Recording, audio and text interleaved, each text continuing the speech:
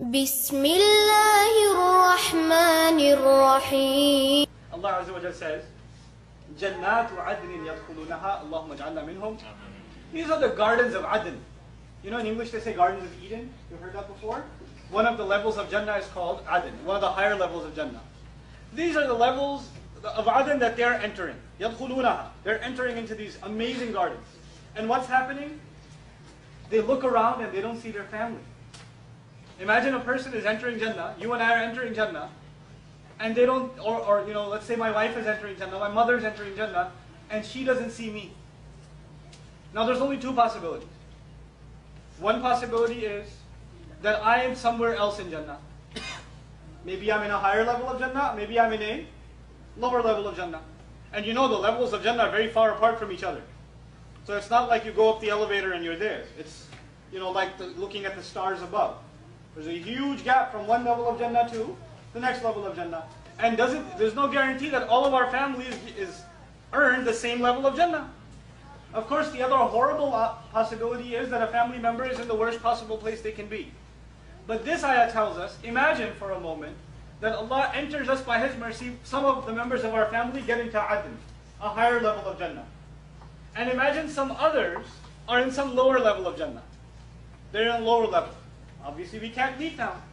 Now, before I go further, you tell me, there are four kinds of people Allah talks about that He has favored. أُولَٰئِكَ الَّذِينَ أَنْعَمَ اللَّهُ عَلَيْهِمْ مِنْ النَّبِيِّينَ. I'll tell you the first one, النَّبِيِّينَ. Anybody know the other three? الصِّدِّيقِينَ, الشُّهَدَاء, الصَّالِحِينَ, وَحَسُنَ أُولَٰئِكَ رَفِيقًا. The prophets, those who confirm the truth in the prophets, the martyrs, and the righteous. Four levels of people that basically earn Jannah. What is the lowest of these four levels? The righteous, as-salihin. Now listen to this. وَمَنْ صَلَحَ مِنْ آبَائِهِمْ. And whoever was righteous from among their ancestors. Salaha implies here the lowest level qualified to enter Jannah. This person made it to Adan. Their family member is at the lowest level. They're at least righteous, so they made it into Jannah. And Allah says, because of you, they get upgraded. They get upgraded. You could be with them. Now here's the thing. I like to compare this to dunya. You know, in dunya, you go into make a booking at a hotel, right?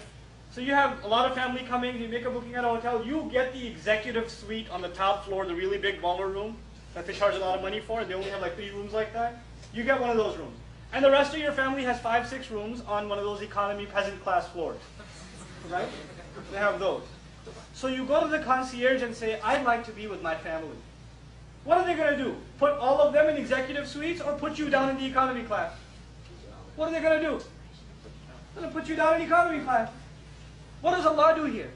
You're in the executive class Jannah, the premium package. They're in the economy package Jannah. What does Allah do? He upgrades them. وَمَنْ صَلَحَ مِنْ آبَائِهِمْ. And then Allah says آبَائِهِمْ. It's such a beautiful thing. It's this amazing reunion, not like the ones we have at Eid.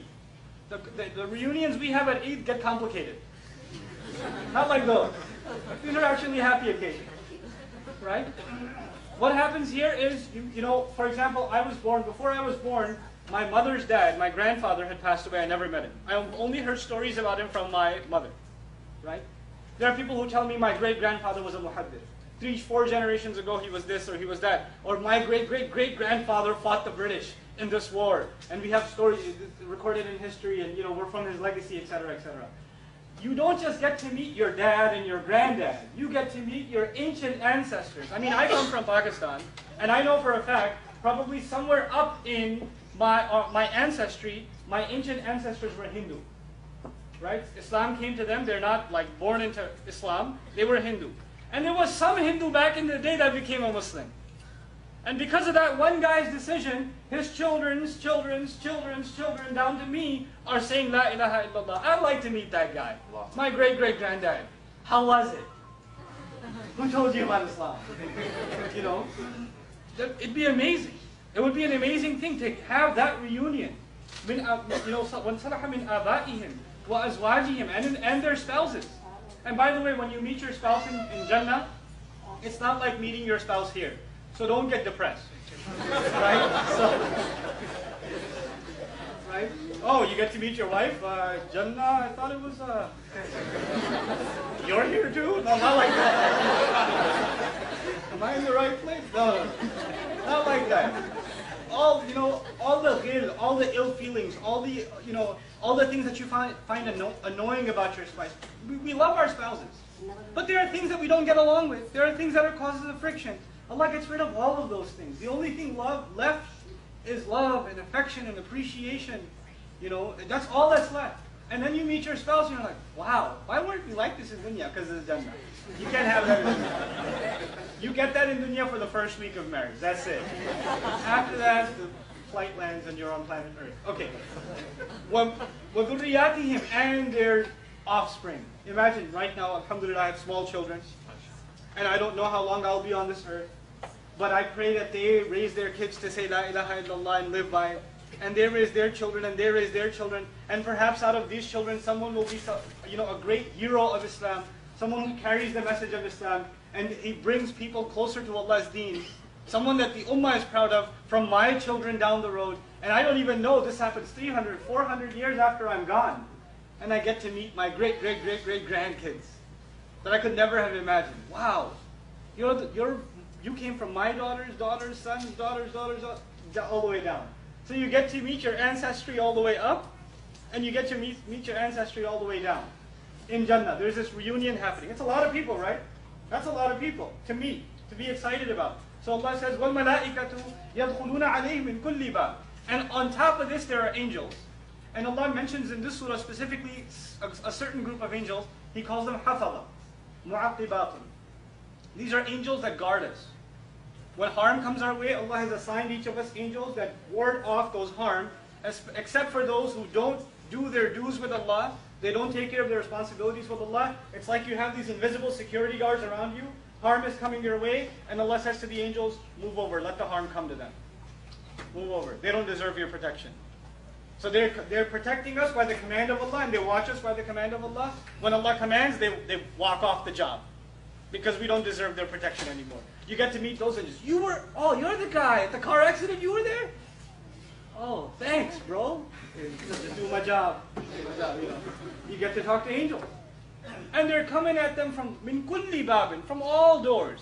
You got people coming from every direction. There's this huge party happening in Jannah. And so I conclude, Salamun alaykum bima sabartum.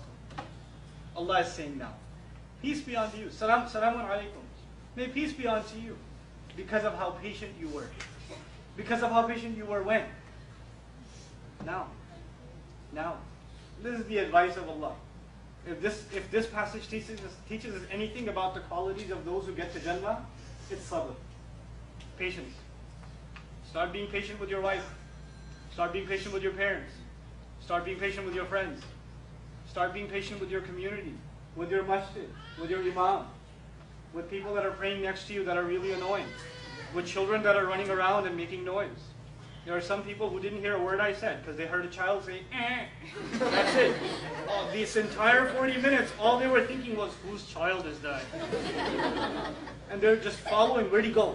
I need to see where, that's all that's going on in their head. There's no patience. If we can exercise our patience, the rewards are tremendous.